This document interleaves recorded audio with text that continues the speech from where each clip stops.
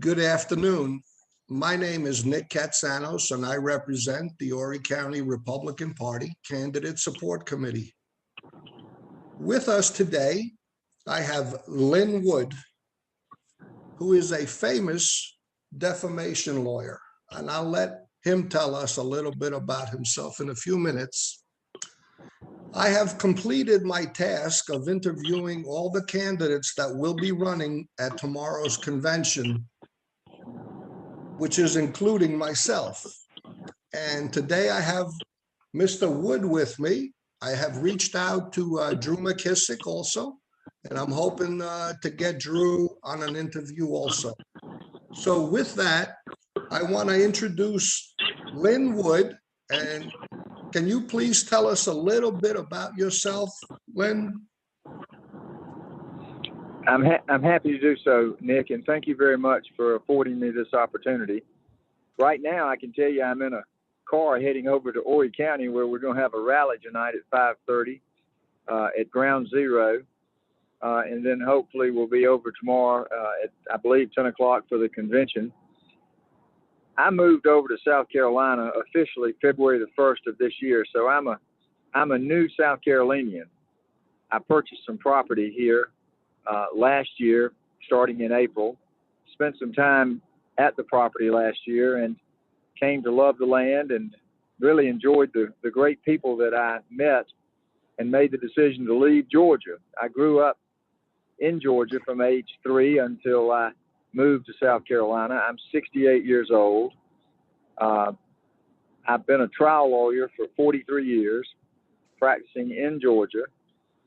But my law practice has taken me, I believe last count, I had litigated cases in 27 states.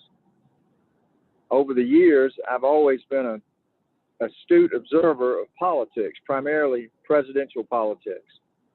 In 72, dating myself, my first vote, I worked for the Richard Nixon campaign. Cried when he resigned and got a little bit angry when I found out he might not have played straight by the rules later. I have almost always favored a conservative politician, although I have, on occasion, voted for a Democrat, usually based on the integrity of the person, maybe even at times more so than the policies of the person. That's been probably 2 or 3 occasions over the last, good Lord, 50 years. So I was a great fan of Ronald Reagan, still am. He was my favorite president until Donald Trump came along. And I supported Trump in 2016. I was not at all a person that would have ever considered Hillary Clinton.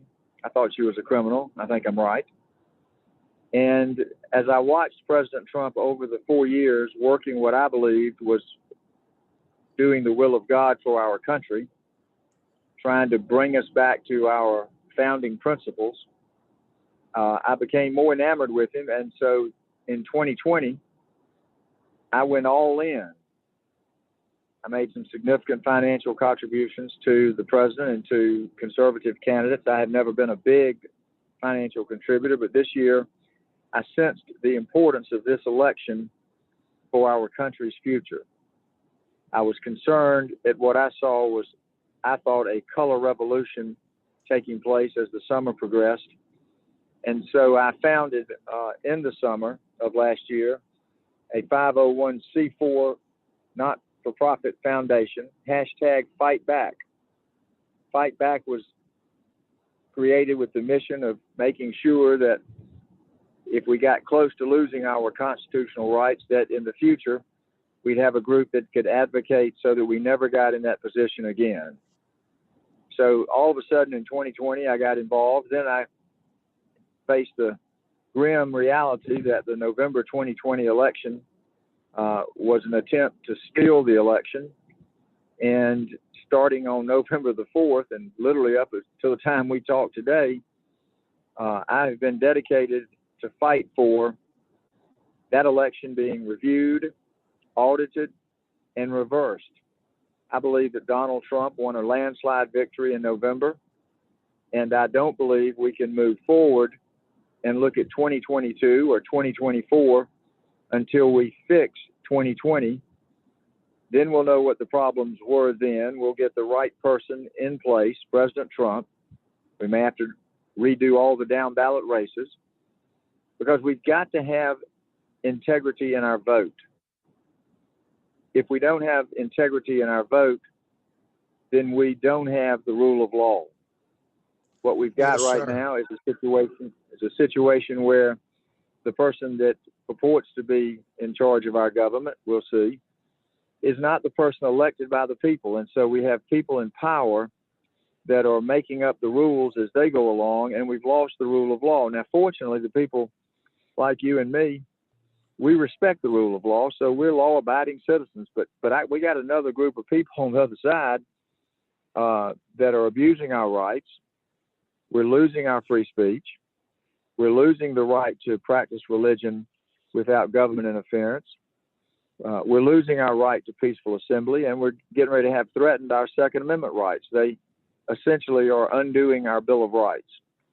So I've been involved actively fighting for President Trump since the day of the election, and I had some individuals come to me toward the end of March and asked me if I would consider running for the chairmanship of the Republican Party here in South Carolina. I didn't move over here to get involved personally in politics. I've never aspired to hold political office. But I had been advocating that our country has got to go back and rebuild our government and our structure, community up, by people getting involved. We need honest people in government. We need God-fearing people in government. We need people who are in government for the people, not for themselves or their buddies and their cronies. So having said that, when they came and asked me if I would consider it, I have a lot of other things going on. I've been under fierce attack since November because of my positions in support of the president.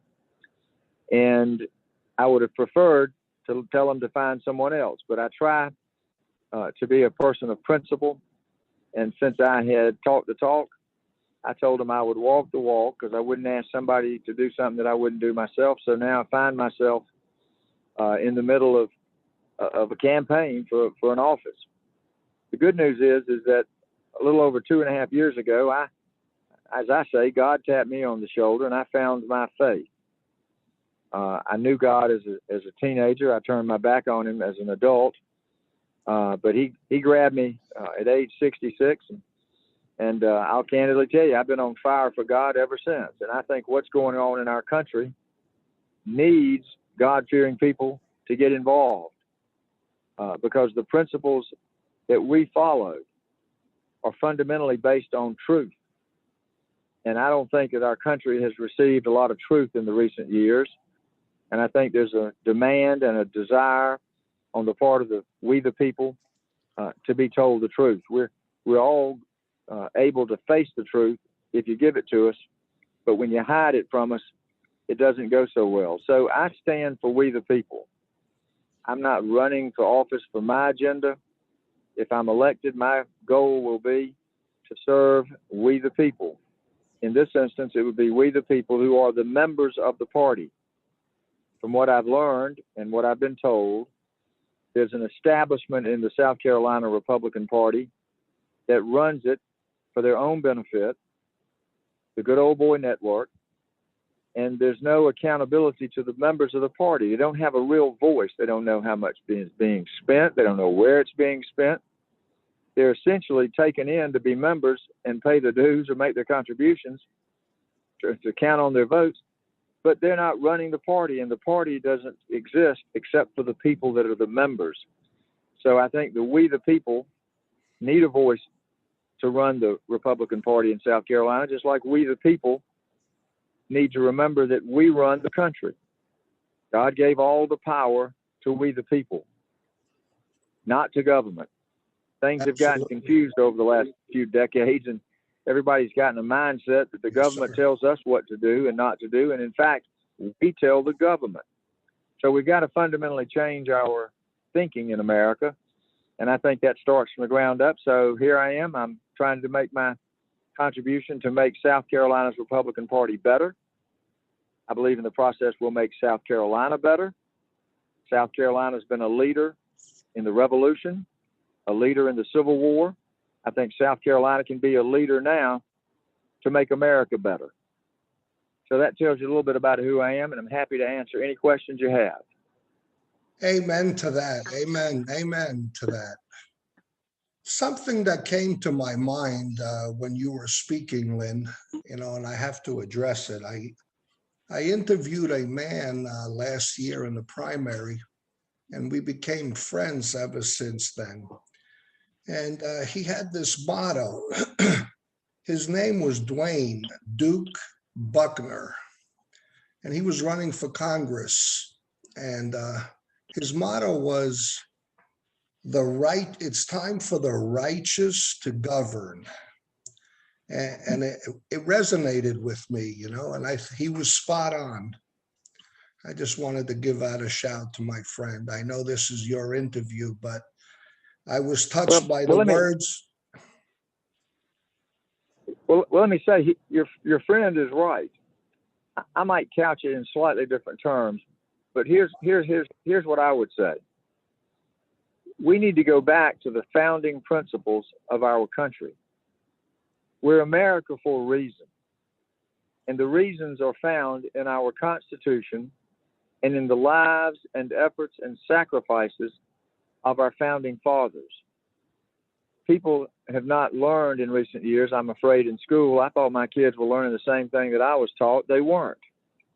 Somehow, I believe communism got into our country, infected our schools and our churches and our businesses and our government without firing a shot.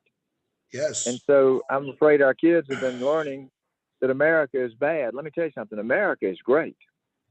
We faltered, and President Trump came in to make America great again. I'd like to think that the next step will be to make America better. But the way you're going to make America great again or make America better is to go back to the founding principles of our country. We are a nation founded under God. Our Constitution is based on God's law. We have rights that were given to us by God that are recognized in the Bill of Rights. They were not given to us by government. We simply wrote them down in writing to recognize them. So, people come here. We are a country of immigrants. I know you told me that you immigrated here, and you find that the immigrants now have a real spirit of freedom because they've seen the other side, and now they're experiencing the beauty of the opportunities and freedoms available in America. I think Americans like me, that the immigrants in my family were long ago, I think too many people have started taking over the last few years America for granted. We have people trying to come into our country that they want to change our country. We don't need those people. We need people that come in here that want to adopt our beliefs, our Constitution, and then take advantage of the opportunities of our Constitution and our freedoms to improve their lives and the lives of the community around them. So I would say we need righteous people. I agree with your friend. I think we need God-fearing people. Those were our founders. They were divinely inspired. So we ought to make ourselves better by remembering what we were as a country and the fundamental principles that we were founded on in the beginning, so that we're now more like we were in the beginning as we are now as a country. And that's the change that I'd like to help advocate to see take effect in South Carolina, and then I'd like to see it spread around the other states. I think South Carolina can lead the way. Thank you for that, Lynn. You also made me think of something else. Before this country opened its arms and welcomed me and my family in 1967, I was a young man at the time. And I remember we idolized everything made in the USA, made in America. And I tell you, it was a pair of jeans. It didn't have to be much, but we wanted that item. Even though we couldn't afford much, we wanted something made in America, in the United States. And, I don't want to go further into that. And this is all about Lynn Wood and his candidacy for chairman of the SCGOP. My next question for Lynn, if elected to chairman to oversee the state party, will Lynn Wood be transparent, accountable to the local parties as much as the ECs, as much are the executive committee of the state? Well, I'm still learning a lot about the party's procedural and structural makeup, but I'm a quick learner. Very good. My law practice has consisted of for probably 30 plus years, I've essentially operated a small business, and I've had to meet a payroll. I've taken on cases that were involving a variety of subject matters. I had to learn about a lot of different things as a lawyer. So I'm a quick study. The question you asked me, the answer is simple. Yes, I believe in transparency. I don't believe in hiding anything from anybody. I mean, obviously in my personal life, I had plenty of skeletons. When I found God, I opened the closet door, let all the skeletons out. I have nothing to hide. I don't think the party should have anything to hide.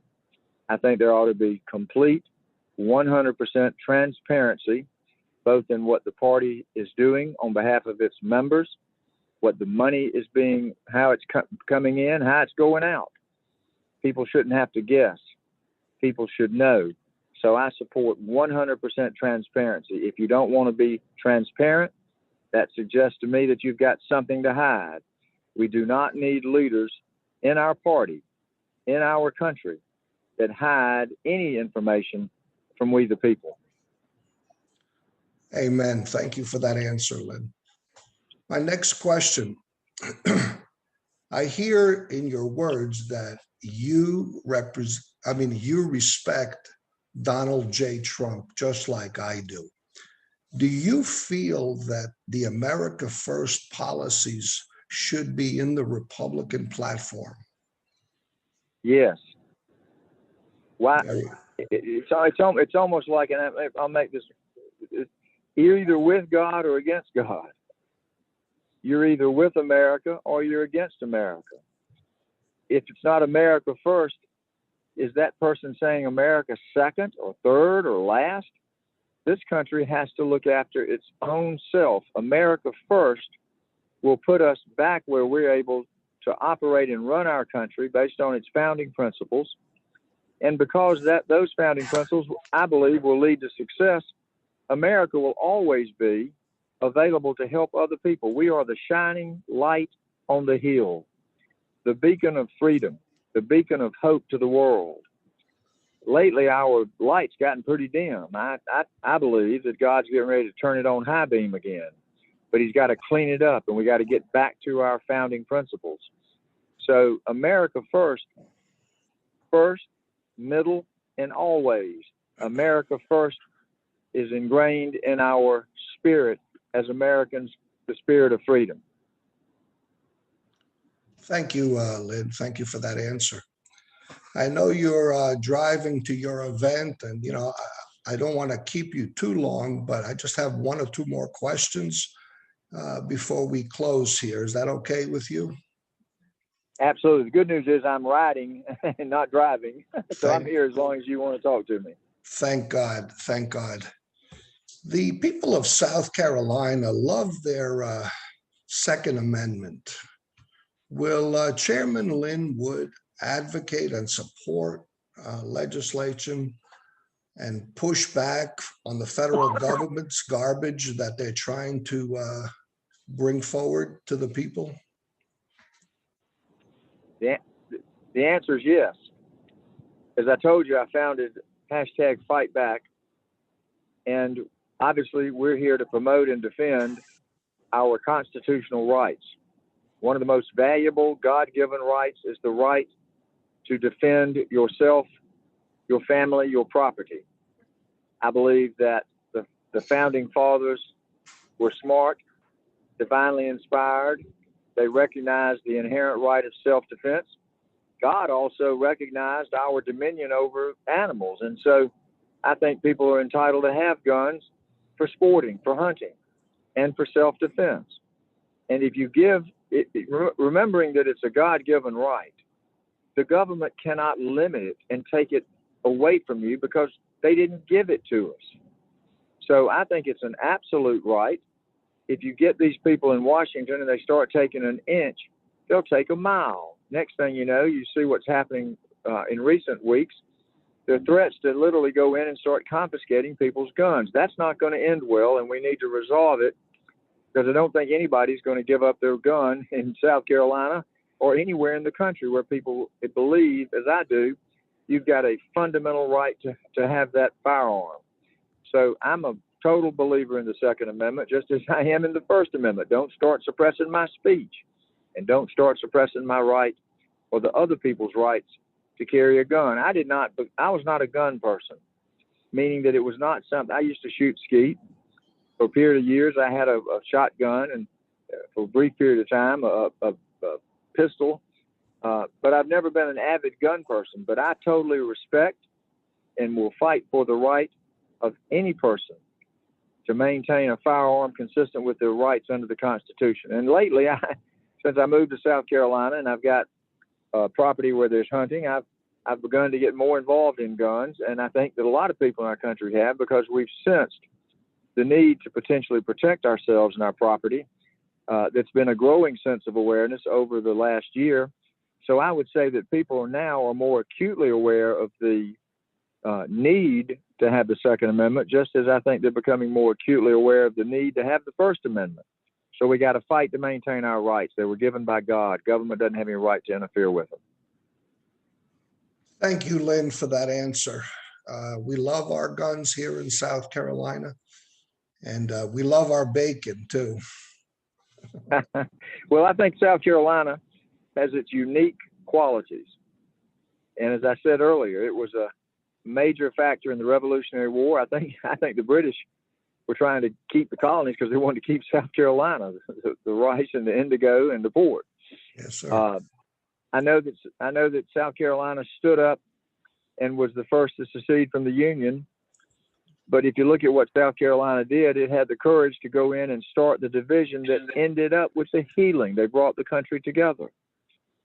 So I look at South Carolina as a historical leader. The property that I bought in Beaufort County initially was under a king's grant. And so the history of my property at Tomotley is older than the history of the United States. And it's rich in its heritage. And that's part of South Carolina in the East Basin. Some of the most beautiful land God created for the wildlife and for the people. So I know that we're all similar. We're all so different. South Carolina's more like the other states, but it still has its unique differences that ought to be cherished and maintained. So I was a Georgian. I love Georgia, still do. Not happy with the government there, and that turns out I'm not too happy with the government in South Carolina. But that's the duty and responsibility of each citizen to make their government better while still holding fast to the heritage and the history of the state they live in. So now I'm a South Carolinian. And I know I'm a new South Carolinian, but I'll tell you, I'm a Southerner. I was born in Raleigh, North Carolina, moved to Georgia when I was 3 with my family. I'm a Southerner. And I can tell you, I won't hesitate to say it. I think Southern people are the best people in the country. We're hospitable. We're gracious. We care about each other. So I don't feel like I'm any different of a person living in South Carolina than I was in Georgia. But I've gotten the benefit now of seeing some beautiful property here and some beautiful people. And so I'm 100% all in for South Carolina, just like I'm 100% all in for the United States of America. Thank you for that answer. I can concur about being all in. Before the interview, we talked a little bit, being an immigrant, I am all in. I've decided to give back whatever little bit I can. I'm retired, not by choice, but by health. And whatever I could do, to bring the message of each and every candidate so the voters can have a clear choice to make a clear decision and the right decision, because we do not have much time left to save our republic. And again, this is about candidate Lynn Wood. So with that, Well, go ahead. Go ahead. if I could just add one last thing there, following up on what you've said. I'm 68 years old. I don't know how much additional time God has planned for me on this earth before I go, and the best is yet to come to go to heaven in eternity with God. But I know this. I've had almost 7 decades to enjoy freedom. It's not about me.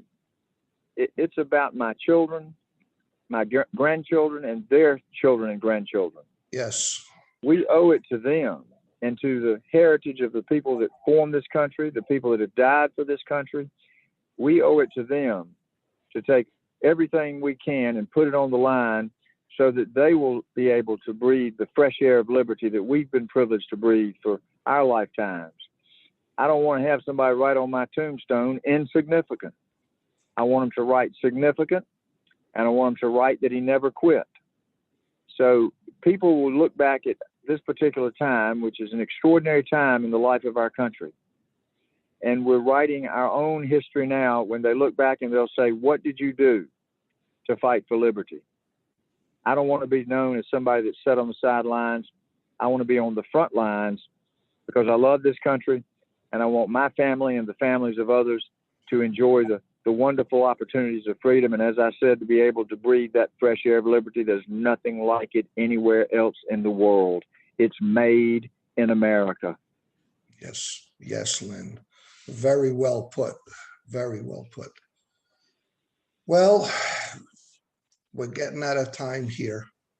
I just want to let the viewers know that Nick Katsanos is the candidate support chairman, one of our standing committees of our local party. The standing committees are very vital and very important. Mr. Wood reached out to me today. He has also forwarded me an email, which I will discuss at a later time today. And I want to thank Mr. Wood. I was able to jump on here while you're driving and get your word so I could share it with all the voters and delegates in Horry County. I myself feel Horry County should be the jewel of South Carolina, and I will work very diligently and very hard to promote this county that I have lived in for 15 years. I love its history. I love its monuments. I love the culture, the people, and the weather, and the low taxes. So I will be hopefully getting Mr. Wood on a video conference in the near future. Like I said, I've reached out to Chairman Drew McKissick. I'm hoping to get him on here also so the candidates can both share their words to the delegates and to the voters of South Carolina.